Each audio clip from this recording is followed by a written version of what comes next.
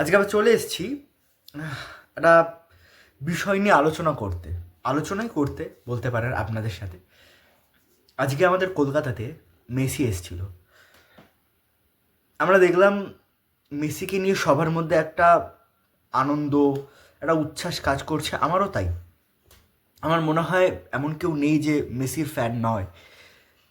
তো অনেকে আছে যারা টিকিট কেটে মেসিকে দেখতে গেছিলেন, আমি যাইনি। তার একটা রিজন হচ্ছে আমি টিকিটও পাইনি, আর দ্বিতীয় কথা আমি ভাবছিলাম কি হবে না হবে, তার জন্য আমি এই বিষয়টাতে অত জোরও দিইনি। এক তো টিকিট পাইনি, দ্বিতীয় কথা জোরও দিইনি যে জানি হয়তো দেখতে পাবো কি পাবো না, একটা কনফিউশন ছিল মনের মধ্যে। আর দেখুন কি হলো।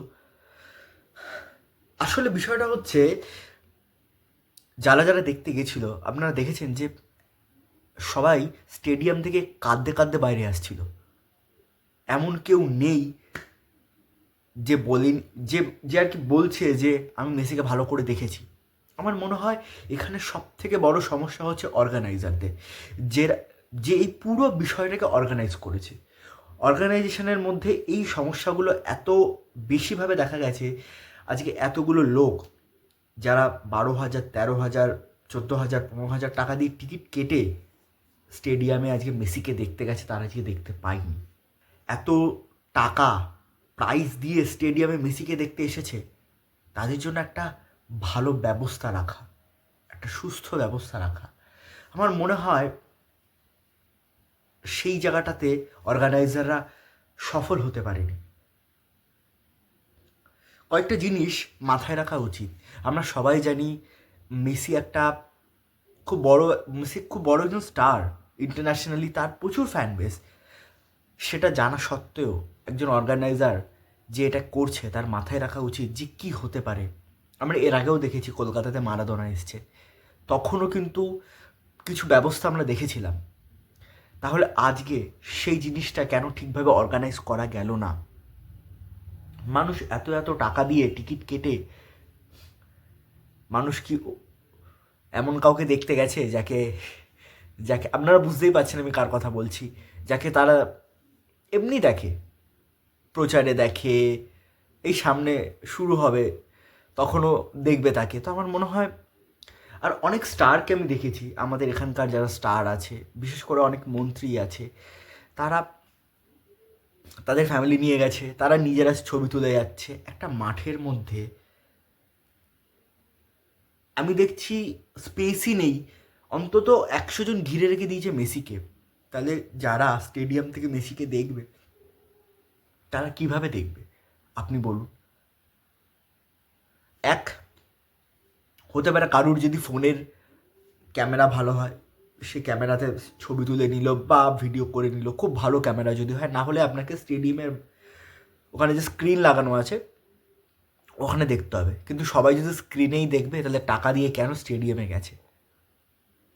আমার মনে হয় অর্গানাইজারদের এই জিনিসগুলো ভাবা উচিত, এবং যারা মাঠে ছিলেন তাদেরকেও এটা ভাবা উচিত যে এতগুলো লোক এতগুলো টাকা দিয়ে টিকিট কেটে এসেছে শুধুমাত্র মেসিকে দেখার জন্য।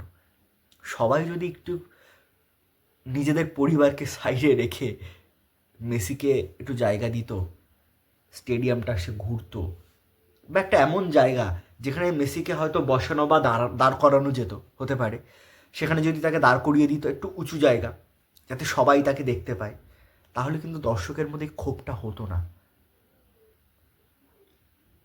আমার মনে হয় আমাদের এখানকার যারা নেতা মন্ত্রী আছে, ইভেন যারা অর্গানাইজার আছে, আজকে যারা যারা স্টেডিয়ামের মধ্যে ছিলেন, তাদের এই বিষয়টা ভাবা উচিত।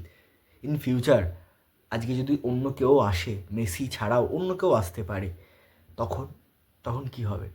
আমার মনে হয় এটা একটা স্ক্যাম হয়ে গেল। এত মানুষের কষ্ট করা টাকা, তারা এত কষ্ট করে এখানে এসছে। আমি রিসেন্টলি ভিডিওতে দেখছিলাম যে অনেকে আসাম থেকে এসছে টিকিট কেটে, ফ্লাইটে এসছে, সে 14,000 টাকার টিকিট কেটেছে। অনেকে তার পরিবারের বাবা মাকে নিয়ে এসছে, বাবা মা, সে মানে যে ছেলেটা কেটেছে বা যে মেয়েটা কেটেছে। আমি আরও দেখলাম যে কিছু কিছু মহিলা তার বাচ্চাকে নিয়ে এসেছে শুধুমাত্র মেসিকে দেখার জন্য। এত লোকের এত ইমোশন, সেগুলো কি হবে? আমার মনে হয় এই জিনিসগুলো নিয়ে একটু ভাবনা চিন্তা করা উচিত আমাদের এখানকার যারা প্রভাবশালী মানুষ, ক্ষমতাশালী মানুষ, ইভেন যারা এই রকমের ইভেন্ট অর্গানাইজ করছে, তাদেরকে একটু ভাবা উচিত যে যে কারণে মেসিকে কলকাতায় নিয়ে আসা, দর্শকদেরকে সে সুযোগটা দেওয়া হলো না। আপনি তো এতগুলো দর্শককে দেখানোর জন্যই মেসিকে এনেছিলেন, অন্য কোনো কারণও থাকতে পারে, হয়তো কোনো ব্র্যান্ডের উদ্বোধন হতে পারে, কিছু হতে পারে, কিন্তু এতগুলো লোক যখন টিকিট কেটে মেসিকে দেখতে এসছে, আপনারা যখন সেই ব্যবস্থাটা রেখেছেন, তাহলে সেই ব্যবস্থাটা ভালোভাবে যাতে হয় সেটা দেখার কিন্তু আপনাদের সবারই দায়িত্ব। আমার মনে হয় এই জিনিসগুলো নিয়ে ভাবনা চিন্তা করা উচিত। আর এতগুলো লোক, এতগুলো টাকা তারা যে খরচ করেছে, তাদের তো খারাপ লাগবেই, তাই না? আমার মনে হয় এগুলো নিয়ে ভাবা উচিত। আর আমরা মানুষরা না খুব তাড়াতাড়ি সব কিছু ভুলে যাই, বিশেষ করে আমি দেখেছি আমাদের ভারতের মানুষরা খুব তাড়াতাড়ি সব কিছু ভুলে যায়। আমার মনে হয় আমরা এই জিনিসগুলো একটু মনে রাখি, আমাদের সাথে কি হচ্ছে বা কি হয়েছে। আমাদের সাথে এরকম জিনিস হয়, আমরা 2-4 বার কথা বলি, ফেসবুকে একটা বড় পোস্ট করি, হোয়াটসঅ্যাপে একটা কিছু স্টেটাস দিয়ে আবার ভুলেও যাই।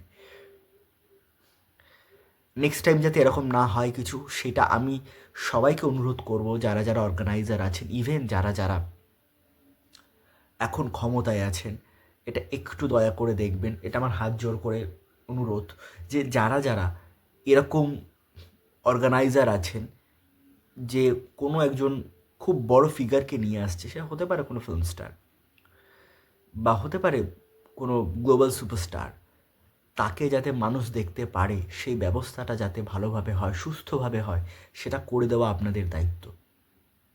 ওভারঅল বন্ধুরা, তোমরা কারা কারা আজকে মেসিকে দেখতে গেছো আমাকে বলো। আমি তো যেতে পারিনি, প্রথম কথা আমি বললাম, আমি টিকিট পাইনি।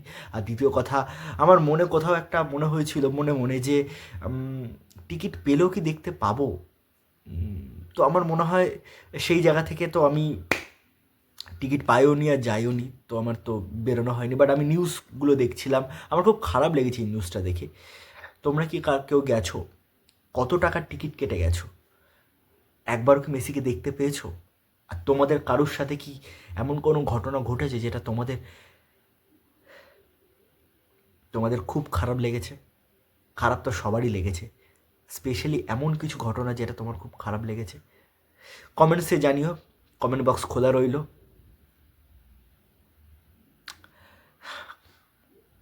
আর কিছু বলার নেই। আপাতত সবাই সাবধানে থেকো, ভালো থেকো। নমস্কার।